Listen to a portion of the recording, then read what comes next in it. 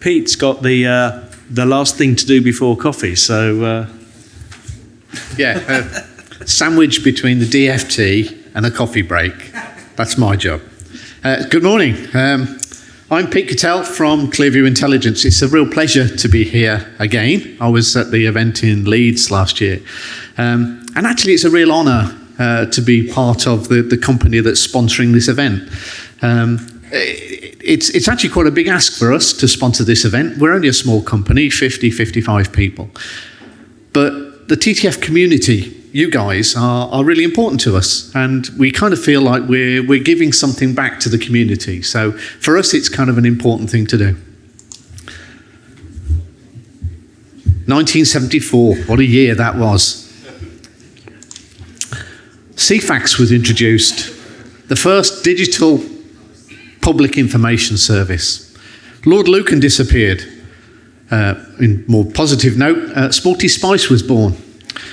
Britain was in the middle of the 3-day week, rolling series of power cuts. The miners were on strike, and yeah, it wasn't great. In Germany, the Volkswagen Golf Mark I was released, while in Britain, we had the Lada 1200, and the price for this wonderful piece of sheet metal. I actually worried there, didn't I, Darren? 999 Great British pounds. What a bargain, eh? This handsome 14-year-old was at school, struggling to make too much progress, but eventually managed to get 3 CSE Grade 1s and 3 O-levels. I can tell you're impressed. Thank you. What else happened in 1974? Oh, yes. Clearview Intelligence was born. Actually, when we started off, we were called Golden River Traffic, and this is one of our first, or one of our early products. This was a thing that used to get information out of a roadside counter. This is before laptops and tablets and stuff. You used to drag around that big chunk of cast iron, basically, to get data out of the counter. So we've been doing this stuff for a while. What I wanted to do here, really, was try to pull together some interesting schemes. We've been around for 50 years now, and it's kind of important to us to kind of look back a little bit. And I'm going to be a little bit self-indulgent and look at some of the schemes we've done over the years. That's our kind of timeline. As I say, we started off as being Golden River Traffic. We've been through various iterations, but now we're Clearview Intelligence, and it's great to be here today. I think that top sentence there kind of summarises what we do. We're a data and technology business operating in the transport and highway sector. That's kind of what we do. Our strapline is safer, greener, smarter. So what I want to do is look at a few examples of schemes that we've deployed over the past 50 years, and just kind of look at how they fit that. And I think the key thing is it's to think about, if we hadn't have done this, how else could you have fixed this problem cost effectively without doing massive civil engineering or doing, something really, really challenging? We've done these things quite cost effectively, and hopefully they're of interest to you. So, first of all, looking at safer. And this is a scheme that we put in well over a decade ago, and I checked with Chris from Telford, and it's still working with very few problems. This is an interesting scheme.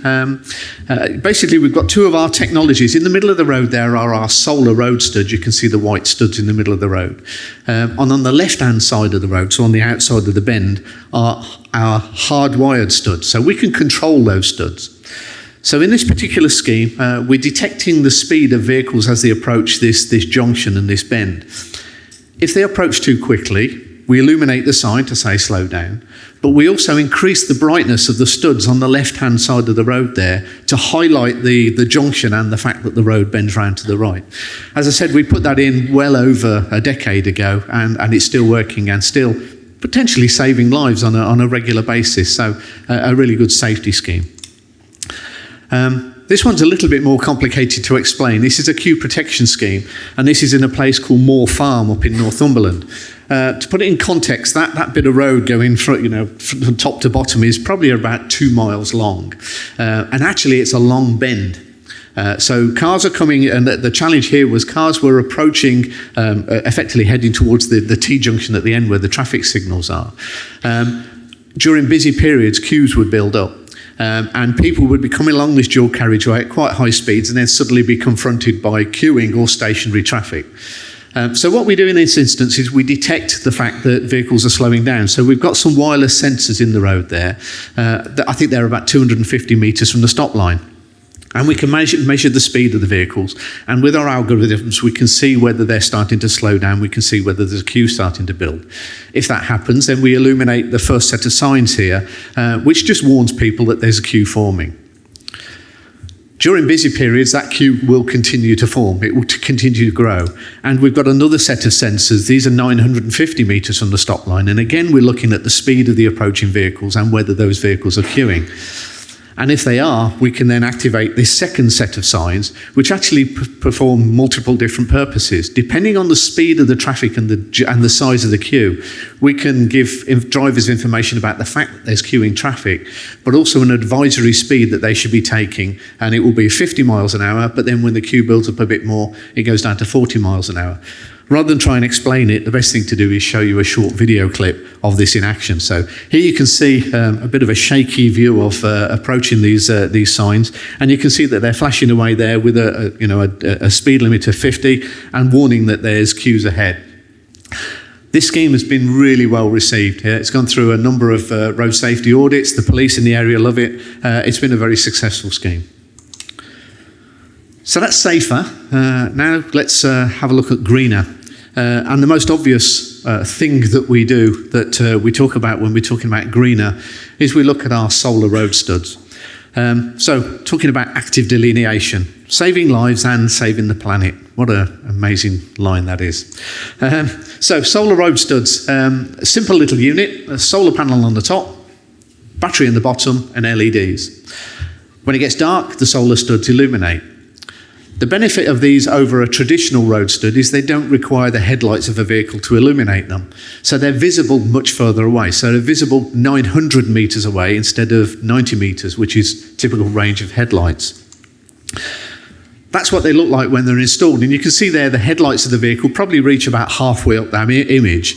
But you can see there into the distance that the road goes round to the right. And you can see also the junction on the left, all highlighted by the fact that you can see the studs that wouldn't have been visible if they'd have been retroreflective studs.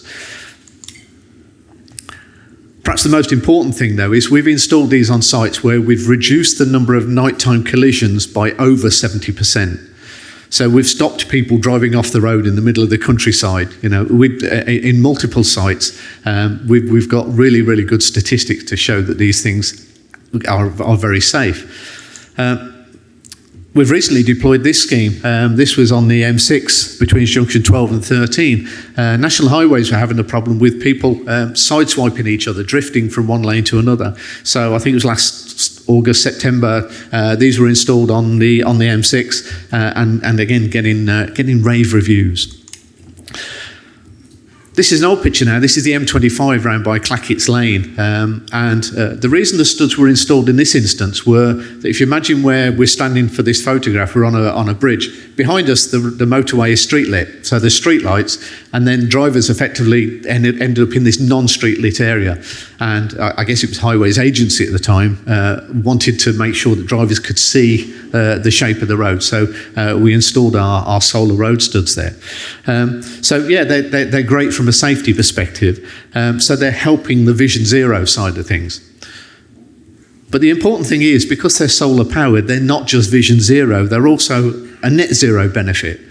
First of all, during the installation phase, so you're not installing a load of concrete and steel and cabling and ducting and trenching and disrupting the hedgerows and so on. But also during the operation, we don't generate any carbon because they're solar powered. To try and put that into context, this is talking about a 10-kilometre stretch of road over an 8-year period. Using National Highways numbers, you can see that standard street lighting would generate something like 1,600 tonnes of carbon during that period. Our solar studs don't emit anything during operation, but the 20 tonnes that we generate during manufacture. So you're comparing 1,600 tonnes to 20 tonnes. So they're not only saving lives, but they're also helping with sustainability. DFT have recently funded the Live Labs 2, 30 million funding for a 3-year project with an extended 5-year measurement and evaluation period. And it's all about decarbonising local roads in the UK. We're working very closely with East Riding of Yorkshire Council, looking at what can we do to remove street lighting, to do things more sensibly. There's an example there, a roundabout, middle of nowhere, has to have a street light on it. Is that necessarily nowadays? So the sort of things we're looking at is, can we put solar studs around there? Can we delineate the roundabout better than having to have street lighting? The UK energy bill for street lighting is about £1 billion a year, plus all the carbon, plus all the rest of it. So we're working very closely with this team to try and see what we can do as part of that Live Labs project.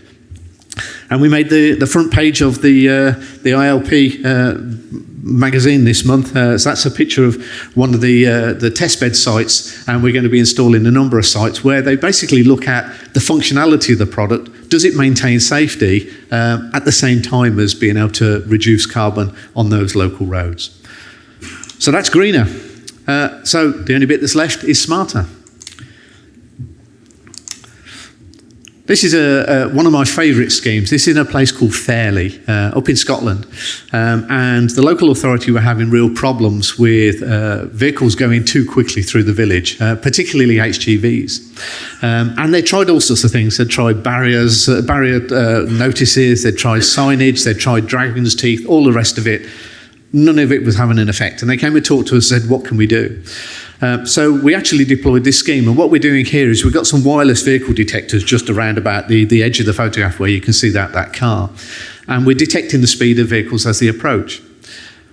If they're going above a certain speed, we trigger the warning signs there to slow down, but we also send a demand to the traffic signal that you can see in the background there, and we force that to stop.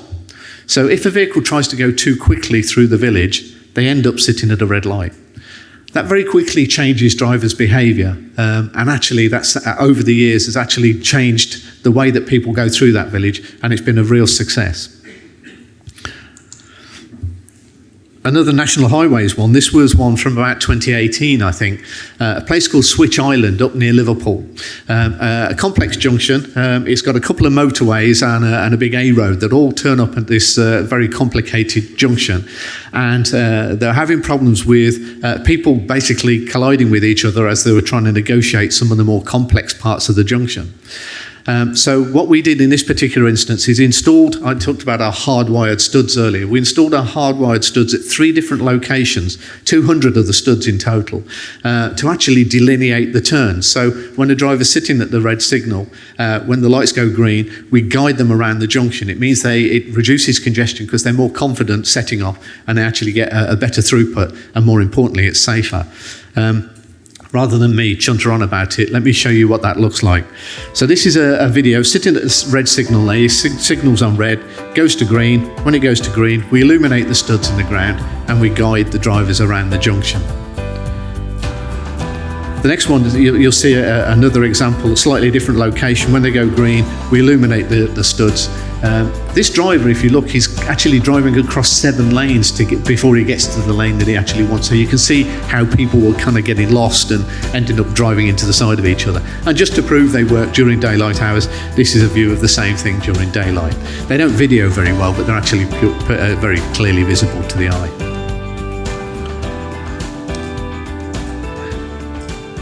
I may as well let him go all the way there. Okay, so a very brief summary. I didn't actually have a problem finding examples to put into this presentation. What I had trouble was finding things to leave out. I didn't mention, for instance, the huge number of schemes that we've been doing for Transport Scotland around data, traffic data and journey time. And we're doing stuff in Wales, and we're doing stuff for hundreds of local authorities. So we've been busy over the past 50 years doing stuff. Last year, when we were in Leeds, I mentioned that this year was going to be our birthday year. And I said we'd bring cake. So we did. In the coffee break, you will find out there are cupcakes, hundreds of them. So hopefully that helps you enjoy the coffee break. So that's pretty much it from me, but I do have one more thing. Well, actually two more things. Once I finish talking, it's time for a break. Please do visit us, come and talk to us. You can visit the other exhibitors if you want, but talk to us most importantly, because that's why we're here. Importantly, Darren's told me you've got to be back by 12 o'clock. So, make a note of that. 12 o'clock, you've got to be back. And the final thing. 1974, Mike Oldfield's Tubular Bells was one of the biggest selling albums.